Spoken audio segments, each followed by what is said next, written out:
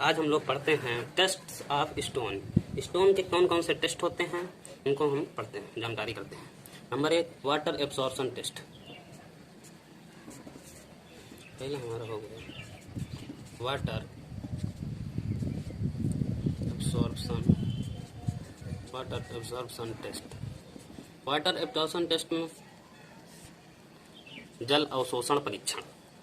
Water absorption test में क्या करते हैं, हम स्टोन के अंदर कितने हमारे वॉइड्स हैं, रंध्र हैं, उनकी जानकारी करते हैं।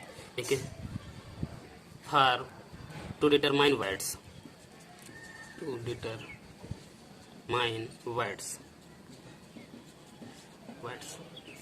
रंध्रों के बारे में जानकारी करने के लिए करते हैं। जितने अधिक रंध्र होंगे उतना अधिक वो जल का अवशोषण करेगा, पानी को एब्जॉर्ब करेगा।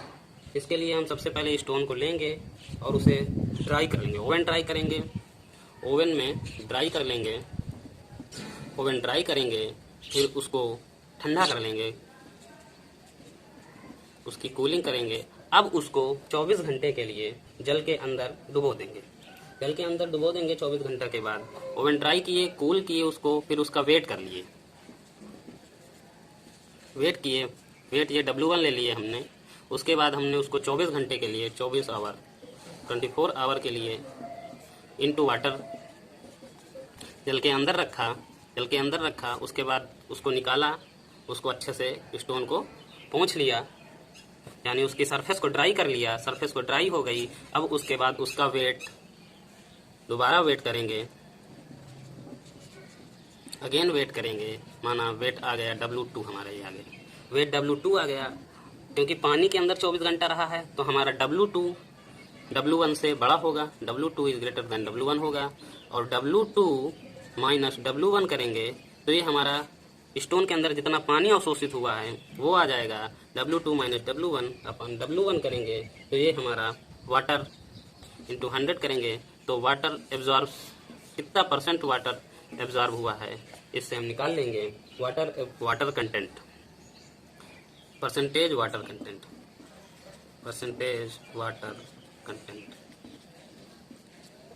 तो वाटर एब्जॉर्प्शन टेस्ट करने के लिए हम लोग क्या करेंगे, सबसे पहले स्टोन लेंगे, उसको ओवन ड्राई करेंगे, कूल करेंगे, ओवन ड्राई करने में 105 प्लस माइनस 5 डिग्री टेम्परेचर पर ओवन ड्राई कर लेंगे इसको।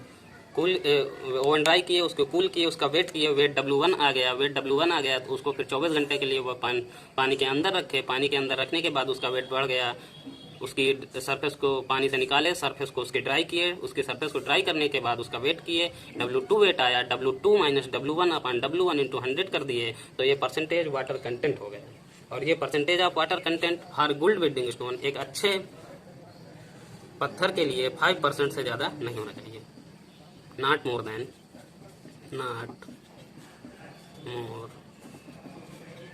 5% for good building stone,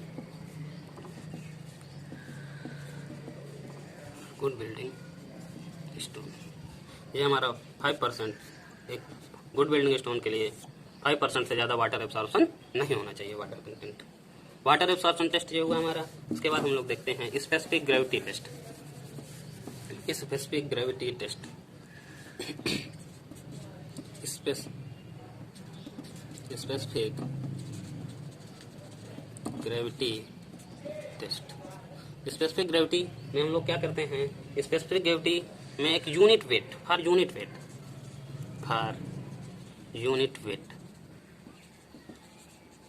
specific gravity test जब हम करते हैं तो इससे हम लोग यूनिट वेट ज्ञात करते हैं। यूनिट वेट स्पेसिफिक ग्रेविटी हमारी दो प्रकार से होगी, एक अपरेंट स्पेसिफिक ग्रेविटी और ट्रू स्पेसिफिक ग्रेविटी। अपरेंट और ट्रू। अपरेंट स्पेसिफिक ग्रेविटी में को हम ज्ञात करने के लिए क्या करेंगे, स्टोन की डेंसिटी बटे वाटर की density, stone density upon water density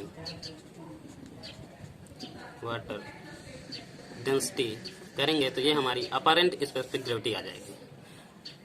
इस अपरेंट स्पेसिफिक ग्रेविटी हमें हमारे जो वॉइड्स होंगे स्टोन में वो भी इन्वॉल्व होते हैं। और ट्रू स्पेसिफिक ग्रेविटी में क्या होगा, हमारे स्टोन के जो कण हैं उनकी density of stone particle density of stone particle upon water density, water density.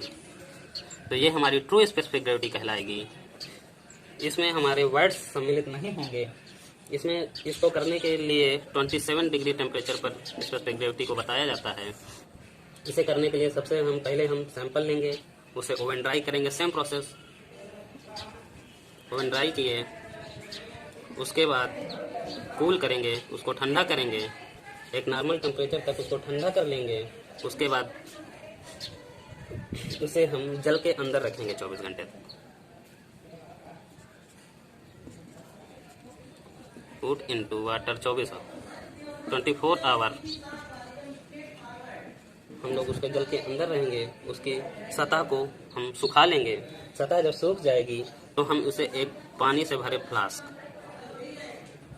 Flask में हम अपना स्टोन को डालेंगे। फ्लास्क में स्टोन को डालेंगे तो उससे हमारा पानी बाहर आ जाएगा। पानी बाहर आ जाएगा तो ये स्टोन अपने आयतन के बराबर, अपने आयतन यानी वॉल्यूम के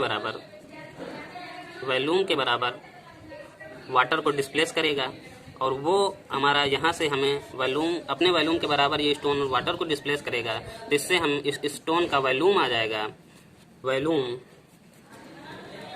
ये हमें पता हो गया स्टोन का। यहाँ से हम फ्लास्क में, पानी से भरे फ्लास्क में स्टोन को डाले तो वो अपने आयतन के बराबर वॉल्यूम को डिस्प्लेस किया। तो यहाँ से हमारा स्टोन का वॉल्यूम आ गया। स्टोन का वेट हम लोगों ने पहले से कर रखा होगा, तो mass upon weight upon volume करेंगे तो ये हमारी डेंसिटी आ जाएगी। डेंसिटी आ गई। यहाँ से हमारा डेंसिटी आ गया और वाटर की डेंसिटी से हमने डिवाइड कर दिया तो हमारा स्पेसिफिक ग्रेविटी आ गया। स्पेसिफिक ग्रेविटी के लिए stone density upon water density. Stone density और वाटर डेंसिटी को डिवाइड करके यहाँ से हम स्पेसिफिक ग्रेविटी निकाल लेते हैं। स्पेसिफिक ग्रेविटी का मान मोस्टली स्टोन के लिए 2.6 से 2.9 के बीच वेरी करता है। ये वैल्यू हमें याद रखनी है कि specific gravity for mostly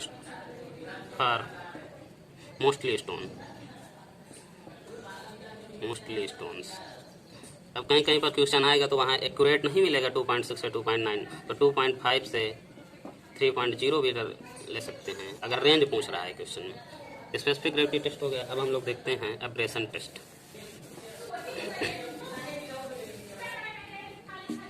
abrasion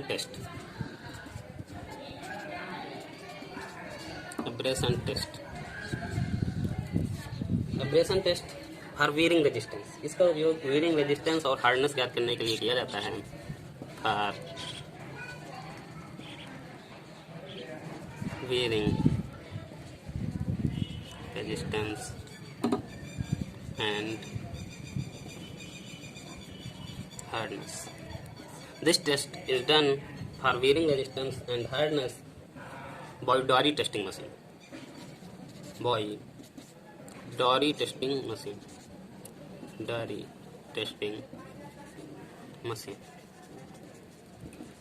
testing machine द्वारा करते हैं।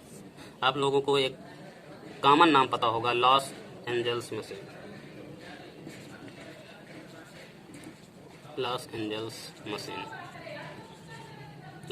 मशीन से भी हम एब्रेशन टेस्ट करेंगे। वीयरिंग रेजिस्टेंस ज्ञात करने के लिए लॉस एंजल्स मशीन का भी प्रयोग किया जाता है। यहाँ पर हम लोग डॉरी टेस्टिंग मशीन के बारे में पढ़ेंगे। Los Angeles machine for aggregate. जब एग्रीगेट का टेस्ट हम लोग पढ़ेंगे तब लॉस एंजल्स ऑपरेटर्स के बारे में, मशीन के बारे में पढ़ेंगे। अभी हम लोग डॉरी टेस्टिंग मशीन के बारे में जानकारी करेंगे। डॉरी टेस्टिंग मशीन जैसे कि आप लोग फिगर में देख सकते हैं। फिगर में आप लोगों ने देखा होगा कि डॉरी टेस्टिंग मशीन में हमारा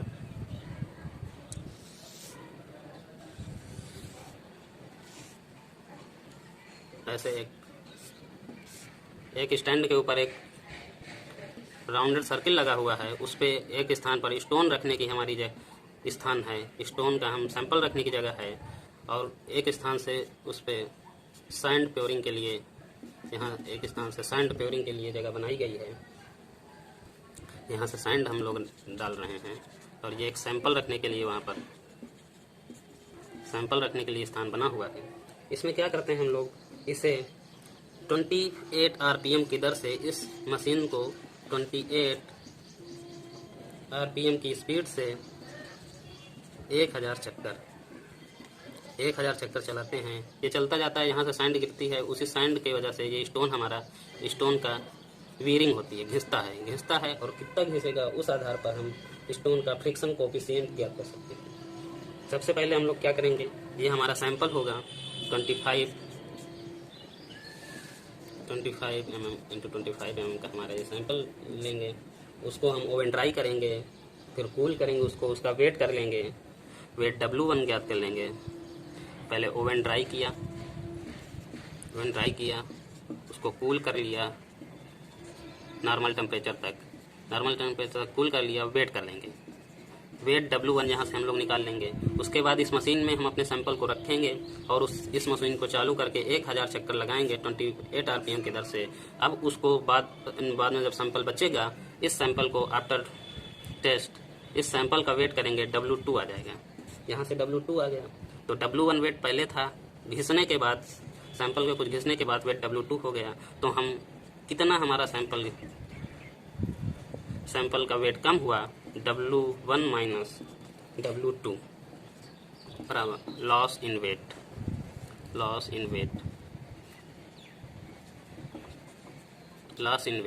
वेट में कितनी कमी आई है ये हम लोग ज्ञात कर लेंगे। लॉस इन वेट में कमी आएगी, तो इस लॉस इन वेट में कितनी कमी आई है उसके आधार पर हम लोग स्टोन का फ्रिक्शन कोफिशिएंट ज्ञात करेंगे। फ्रिक्शन कोफिशिएंट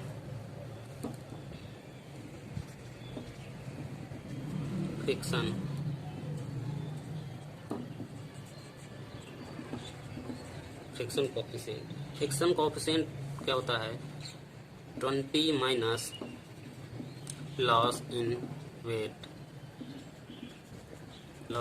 ग्राम में हमारा कितने ग्राम लॉस हुआ वेट का, बटे 3। फ्रिक्शन कोफिशिएंट बराबर loss in weight 20 minus loss in weight upon 3। यहाँ से हम फ्रिक्शन कोफिशिएंट ज्ञात कर लेंगे। फ्रिक्शन कोफिशिएंट की वैल्यू यदि हमारी 0 से 14 के बिटवीन आ रही है, तो ये हमारा सॉफ्ट स्टोन होगा। अगर 14 से 17 के बीच में आ रहा है तो मीडियम हार्ड होगा। 17 से अधिक होगा तो हमारा हार्ड स्टोन होगा। ये वैल्यू याद कर लीजिए आप। फ्रिक्शन कोफिशिएंट इतने से इतने के बीच में होगा, 0 से 14 के बीच में होगा तो सॉफ्ट स्टोन, 14 से 17 के बीच में होगा तो मीडियम हार्ड स्टोन होगा।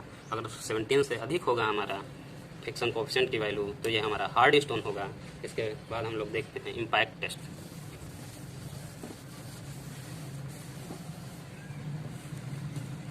इम्पैक्ट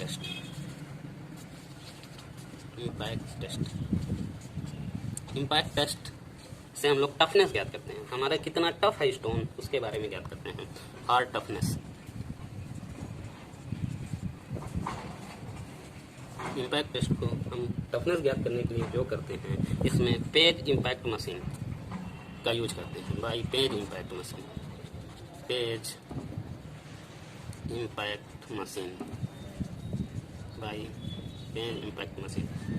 मशीन के द्वारा ही हम टफनेस को ज्ञात करते हैं। इसमें भी हमारा सैंपल जो होगा 25 mm इंटू 25 mm का सैंपल लेंगे। 2 किलो वेट का एक हैमर होता है, 2 kg वेट का एक हैमर होता है। उस हैमर से हम सैंपल स्टोन के ऊपर एक सेंटीमीटर के अंतराल पर इस हैमर को हाल करते हैं, गिराते रहते हैं। 1 सेंटीमीटर के अंतराल पर फ्री रूप से गिराते हैं। उसके बाद देखते हैं कितने नंबर ऑफ इम्पैक्ट के बाद ये हमारा स्टोन डैमेज हो जाता है। यदि 19 से अधिक नंबर ऑफ फॉल्स के बाद हमारा स्टोन डैमेज होता है तो हमारा स्टोन गुड स्टोन है, गुड स्टोन है। यदि 16 से 17 के बीच नंबर ऑफ इम्पैक्ट पे ही हमारा स्टोन डैमेज हो जाता है तो मीडियम स्टोन है, मीडियम स्टोन है। यदि 6 अथवा लेस, 6 और लेस, इससे कम इम्पैक्ट पर ही हमारा स्टोन फेल डैमेज हो जाता है तो वो हमारा very low stone, very low strength stone होगा, वेरी लो टफ स्टोन होगा।